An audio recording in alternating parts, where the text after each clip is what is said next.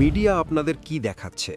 দেখাচ্ছে ট্রাম্পের ট্যারিফ, দেখাচ্ছে ইউরোপের রাজনীতি, বড় বড় হেডলাইন, বড় বড় শোরগোল।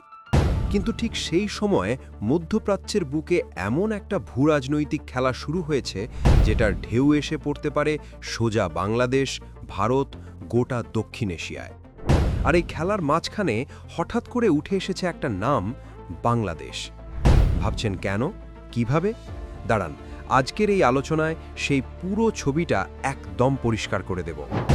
আজকের সবচেয়ে বড় প্রশ্নটা হলো এটা: ইরান, যে দেশটা দশকের পর দশক ধরে মধ্যপ্রাচ্যের আরব দেশগুলোর সাথে কূটনৈতিক টানাপড়নে আছে, সেই ইরান হঠাৎ করে বাংলাদেশের দিকে হাত বাড়াচ্ছে কেন? গত ৪ মার্চ ঢাকার ইরান দূতাবাসে একটা প্রেস কনফারেন্স হয়েছে। সেখানে বাংলাদেশে নিযুক্ত ইরানের রাষ্ট্রদূত জলিল রহিমি জাহানাবাদী একটা স্পষ্ট বার্তা দিয়েছেন। ইরান বাংলাদেশের কাছে কোনো অর্থ চায় না, কোনো অস্ত্র চায় না, কোনো সামরিক সাহায্য চায় না। শুধু একটাই চাওয়া, নৈতিক সমর্থন। একবার ভাবুন, বিশ্বের এত দেশ থাকতে কেন বাংলাদেশ? এই প্রশ্নের উত্তরে লুকিয়ে আছে মধ্যপ্রাচ্যের পুরো ভূরাজনৈতিক ছবিটা। এবার একটু খবরের ভেতরের খবরে যাওয়া যাক। ইরান আর মধ্যপ্রাচ্যের আরব দেশগুলোর সম্পর্ক ঐতিহাসিকভাবেই জটিল। শিয়া সুন্নি বিভাজন, তেলের রাজনীতি, আমেরিকার প্রভাব, এই তিনটে জিনিস মিলিয়ে মধ্যপ্রাচ্যের সমীকরণ সবসময়ই ঘোলাটে থেকেছে। এই পরিস্থিতিতে ইরান কাকে বিশ্বাসযোগ্য মিত্র হিসেবে দেখছে?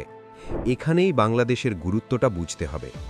বাংলাদেশ একই সঙ্গে ওআইসি অর্থাৎ অর্গানাইজেশন অফ ইসলামিক কোঅপারেশন এবং ন্যাম অর্থাৎ নন অ্যালাইন্ড মুভমেন্ট দুটোরই সদস্য। এই দুটো সংস্থাই গ্লোবাল সাউথের কণ্ঠস্বর। আর বাংলাদেশ এই দুই প্ল্যাটফর্মে একটা স্বাধীন, নিরপেক্ষ অবস্থান বজায় রেখে চলে। ইরান ঠিক এই জায়গাটাকেই কাজে লাগাতে চাইছে।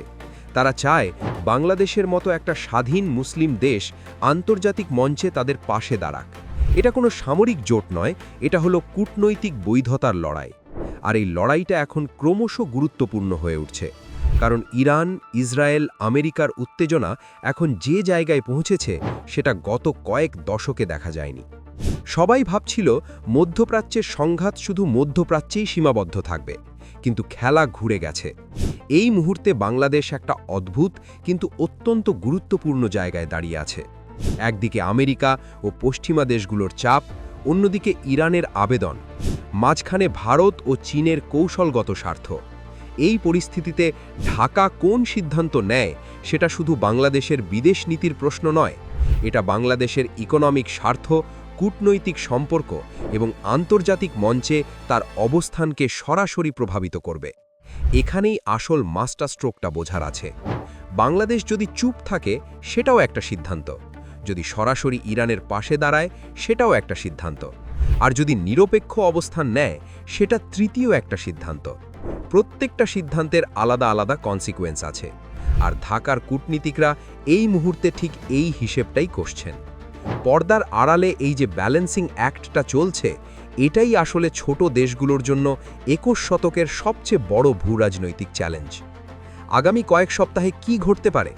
বিশ্লেষকরা বলছেন, ইরান, ইসরায়েল, আমেরিকা উত্তেজনা যদি আরও বাড়ে তাহলে তেলের দাম আকাশ ছোঁয়া হবে। আর তেলের দাম বাড়লে বাংলাদেশের মতো আমদানি নির্ভর দেশের ইকোনমিতে সেই চাপ সরাসরি এসে পড়বে। পরিবহন খরচ, বিদ্যুৎ বিল, নিত্য প্রয়োজনীয় জিনিসের দাম, সব কিছুতে। দ্বিতীয়ত, মধ্যপ্রাচ্যে প্রচুর বাংলাদেশি শ্রমিক কাজ করেন। সৌদি আরব, কাতার, ইউএই এই অঞ্চলে যদি পরিস্থিতি অস্থির হয় তাহলে রেমিটেন্স প্রবাহে সরাসরি আঘাত আসবে। বাংলাদেশের ফরেন রিজার্ভের জন্য এটা একটা বড় ঝুঁকি। তৃতীয়ত, এই পুরো পরিস্থিতি বাংলাদেশের বিদেশ নীতিকে একটা নতুন পরীক্ষার মুখে ফেলছে। ইরানের সাথে সম্পর্ক কতটা এগিয়ে নিয়ে যাবে ঢাকা, পশ্চিমা দেশগুলোর সাথে সম্পর্ক কতটা অটুট রাখবে, এই দুটো প্রশ্নের উত্তর আগামী দিনে বাংলাদেশের কূটনৈতিক ভবিষ্যৎ অনেকটাই নির্ধারণ করবে। এই ইভেন্টটা শুধু মধ্যপ্রাচ্যের মধ্যে আটকে থাকবে না, তাসের ঘরের মতো একটার পর একটা সমীকরণ ভেঙে পড়তে পারে, আর সেই ঢেউ এসে পৌঁছাবে ঢাকা থেকে দিল্লি পর্যন্ত। বন্ধুরা, এই পুরো পরিস্থিতিতে বাংলাদেশের কি করা উচিত বলে আপনাদের মনে হচ্ছে? ইরানের নৈতিক সমর্থনের আবেদনে সাড়া দেওয়া উচিত, নাকি নিরপেক্ষ থাকা উচিত? আপনাদের মূল্যবান মতামত কমেন্ট বক্সে জানান। যারা সত্যিকারের জিওপলিটিক্যাল অ্যানালিসিস বুঝতে চান তাদের সাথে এই ভিডিওটি শেয়ার করুন। চ্যানেলটি সাবস্ক্রাইব করে বেল আইকনটি চেপে দিন, কারণ মেইনস্ট্রিম মিডিয়া যা দেখায় না আমরা সেই বিশ্লেষণটাই আপনাদের সামনে তুলে ধরি। চোখ কান খোলা রাখুন, ইতিহাস আমাদের চোখের সামনেই বদলাচ্ছে।